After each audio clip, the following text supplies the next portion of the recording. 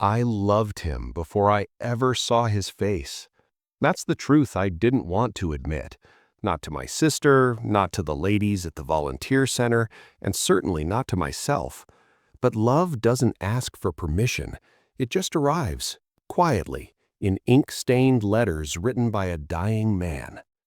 It started in the autumn of 1943. The war had taken almost everything from our town. The men, the laughter, the feeling that tomorrow might be better than today. My mother ran a small charity effort, organizing care packages for soldiers overseas. One afternoon, she came home with a box of letters. "These are from men who have no one," she said, setting the box on our kitchen table. "No family, no sweethearts. The Red Cross asked if we could write to them." I was 24 then, too old to be unmarried, according to the whispers at church, too young to have given up on love, according to my own stubborn heart. I reached into the box and pulled out a single envelope. The name read, Private James Aldrich. His first letter to me was short, polite, almost formal. "Dear friend, thank you for agreeing to write. I don't expect much, just knowing someone out there might think of me is enough. The days here are long, the nights are longer. If you have time, tell me about something beautiful. I've forgotten what that feels like. Respectfully, James." I wrote back that same evening. I told him about the oak tree outside my window, how its leaves turned gold every October. I told him about my sister's wedding, the way she laughed when her veil got caught in the wind. I told him about the small things, the forgettable things, because I didn't know what else a dying soldier might need. His second letter came 3 weeks later. This time it was longer. He wrote about fear, about lying awake at night wondering if he'd see morning, about the friends he'd lost and the weight of surviving when others didn't. He wrote like someone who'd been holding his breath for years and finally remembered how to exhale. I wrote back immediately. We fell into a rhythm, 1 letter a week, sometimes 2. He told me about his childhood, about a river he used to swim in, about his love for old books and poetry. He quoted Keats. He made me laugh with stories about the terrible food and the even worse singing in his barracks. He never mentioned family, not once. I didn't ask. Everyone had wounds the war had opened. Some bled in silence. By the 10th letter, I started waiting for the postman like a fool. I'd listen for his footsteps on the gravel path, my heart pounding in my chest. When James's letters arrived, I'd take them to my room and read them twice, 3 times, until I'd memorized every word. Dear friend, I've started calling you that in my head, you know, friend, but it doesn't feel accurate anymore. You're the only person I've told the truth to in years. Does that make you something more? I don't know what to call it. I just know that when I write to you, I feel less alone. James. I cried reading that one. Not sad tears. Something else. Something I didn't have a name for. I wrote back and told him he could call me whatever felt right, that I thought of him as more than a stranger too, that his letters were the best part of my week. I didn't tell him I'd started dreaming about him, that I imagined his voice when I read his words, that I wondered what his hands looked like, what his smile might do to his face. The 23rd letter changed something between us. He wrote about dying, not in a sad way, in a matter-of-fact way that made it worse. The doctors say I won't make it past spring. There's damage they can't fix, internal. I'm not afraid anymore. I've made peace with it. But I regret that I'll never meet you, never hear your voice, never thank you properly for giving me something to hold on to when everything else was falling apart. If I could ask one impossible thing, it would be to see you, just once, just to know that the person who saved me was real. I sat at my desk for an hour, staring at blank paper, unable to write. How do you tell someone you love them when they're dying, when you've never met, when it makes no sense at all? I wrote back and told him he didn't need to thank me, that knowing him had changed me too, that if he wanted, I'd send him a photograph. I didn't tell him I loved him. I was too much of a coward. His response came faster than usual. Yes, please, I'd like that very much. I sent him a small photo my sister had taken at her wedding, me in a pale blue dress, standing under the oak tree, smiling at something outside the frame. 2 weeks later, he sent me one back. The photograph was grainy, a little bent at the edges, but I could see him. Dark hair, strong jaw, eyes that looked tired and kind at the same time. He was thinner than I expected, but there was something about the way he held himself, steady, unbroken, despite everything. I kept that photo in my pocket. I looked at it when I was alone. I traced the outline of his face with my fingertip like a fool in love. The 31st letter was different. I think I'm falling in love with you. I know I shouldn't say it. I know it's not fair. You've been kind to me, and here I am burdening you with feelings you didn't ask for. But I'm dying, and I'm tired of pretending. I love the way you see the world. I love your honesty. I love that you've given me a reason to wake up every morning, even when my body barely works. If you want to stop writing, I'll understand, but I needed you to know. Yours, James. I read that one 10 times before I let myself believe it was real. Then I sat down and wrote back the only truth I had left. I love you too. I don't know how it happened. I don't know if it makes sense, but I love you, James. I love your words. I love your heart. I love the person you've let me see. And I don't want to stop writing. Not now, not ever. That was letter 32. By letter 40, we were planning an impossible future. He wrote about the house he'd want to live in after the war, a place near water with room for books and a garden. I wrote about teaching him to bake bread, about quiet mornings and long conversations. We both knew it was a fantasy. He was dying, I was here, but we let ourselves dream anyway. Letter 47 came in early March. This will be my last letter. I'm being sent home. The doctors say there's nothing more they can do for me here. I'll be discharged in 2 weeks.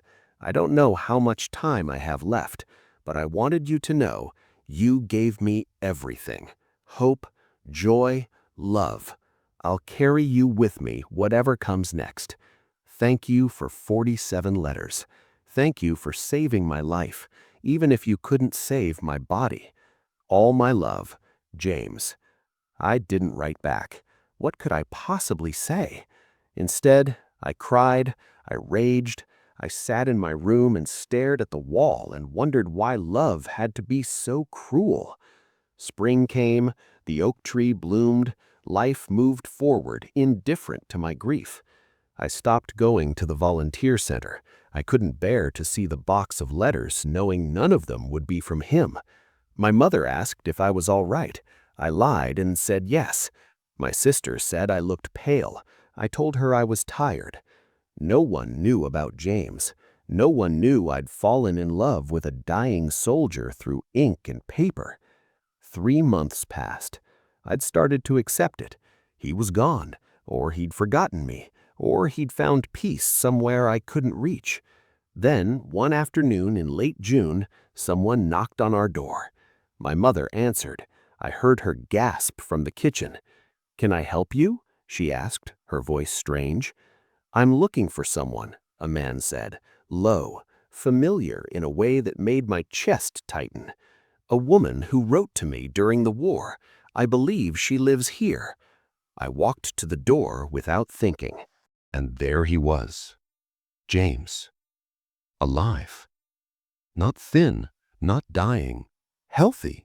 Standing on my doorstep in a well-tailored suit, looking at me like I was something holy. "You," I whispered. "Me," he said, and his voice cracked. My mother looked between us, confused. "Do you two know each other?" "We've been writing," I managed, "for months." James took a step forward. His eyes never left mine. "I need to tell you something, and I need you to let me finish before you decide whether to slam the door in my face." I nodded, numb. "My name isn't James Aldrich," he said quietly. "It's James Edward Aldrich. I'm the Duke of Ashford. I enlisted under a false name because I wanted to serve without the title, without the expectations. I wanted to be just a man, just a soldier. And when I started writing to you, I didn't think it mattered. I was supposed to die. I wasn't supposed to come home." The world tilted. Duke. He was a duke. "But I didn't die," he continued, his voice raw. "The doctors were wrong. I got better. And the whole time I was recovering, all I could think about was you, about the letters, about the woman who loved me when I was no one, who saw me when I was broken." "You lied to me," I said, my voice shaking. "Yes." "You let me fall in love with someone who didn't exist." "No," he said firmly. "James Aldrich is me. Every word I wrote was true. The only thing I hid was the title, and I'm here now, begging you to forgive me for it." I stared at him, my heart a war between fury and longing. "Why didn't you tell me in the letters?" I asked. "Because I was a coward," he said simply. "Because I thought if you knew, you'd see me differently. And I needed to be seen for who I actually am, not the Duke, just James." Silence. My mother had disappeared into the house, giving us privacy. "I don't know what you expect from me," I said, my voice barely above a whisper. "Nothing," he said. "I don't expect anything. I just needed to see you, to tell you the truth, to ask if there's any part of you that could still love me, knowing what I am." "What you are?" I repeated bitterly. "You're a duke. I'm no one. How is that supposed to work?" "You're not no one," he said, stepping closer. "You're the woman I love, the woman who made me want to live. Title doesn't change that." "It changes everything," I said, tears spilling over. "You have responsibilities, expectations, a world I don't belong to." "Then I'll leave it," he said, and he meant it. I could see it in his eyes. "I'll give up the title. I'll walk away from all of it if it means I get to be with you." "Don't be stupid," I snapped. "You can't just abandon your life." "Why not?" he asked. "You're my life now." I covered my face with my hands, overwhelmed. He didn't touch me. He just stood there, waiting. "I don't know if I can trust you," I said finally. "I know. I don't know if this can work." "I know that too."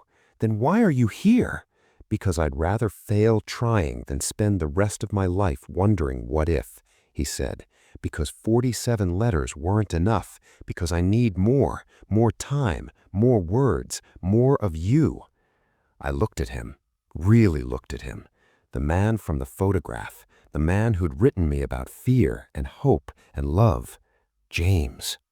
"I'm angry," I said. "You should be. I'm scared. So am I.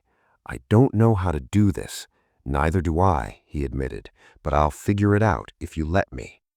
I took a shaky breath. "What happens now?" "That's up to you," he said. "I'll wait as long as you need. I'll prove I'm still the man you fell in love with. I'll show you that the title doesn't matter. Just tell me you'll give me a chance." I wanted to say no. I wanted to protect myself from the inevitable heartbreak, but I'd already fallen. There was no going back. "One condition," I said. "Anything. No more lies, ever. I swear it." I nodded slowly. "Then stay, for now. Let's see if the man I loved in letters is the same man standing in front of me." His smile was soft, relieved. "Thank you." We stood there on my doorstep, two people who'd loved each other across distance and war, and now across the gulf of truth and consequence. It wasn't a fairy tale. There was no perfect ending waiting for us, but it was real, and maybe that was enough. Over the following weeks, James came to visit every day. He met my family. He sat in our small kitchen and drank tea and talked about books and weather and nothing important. He didn't act like a duke. He acted like James, the man I'd known through letters. Slowly, carefully, I started to believe him. We took walks together. He told me about his estate, about the responsibilities he had inherited when his father died. He told me about the loneliness of the title, the way people saw the Duke instead of the man. I told him about my fears, about feeling inadequate, about the gap between our worlds. "There is no gap," he said one evening as we sat under our oak tree. "There's just you and me. Everything else is noise." "Your family won't accept me," I said. "They'll learn to," he said, "and if they don't, I don't care." "You say that now. I'll say it forever." I wanted to believe him. God, I wanted to. 3 months after he knocked on my door, he asked me to marry him. We were sitting by the river, watching the water move in the fading light. He didn't get on one knee. He didn't make a speech. He just looked at me and said, "Marry me." "James, I know it's complicated. I know there will be challenges, but I don't want to live without you. I don't want to be the Duke of Ashford unless you're beside me. So marry me, please." I thought about the 47 letters, about the man who told me the truth about fear and hope and love. I thought about the way he looked at me like I was the only thing in the world that mattered. "Yes," I said.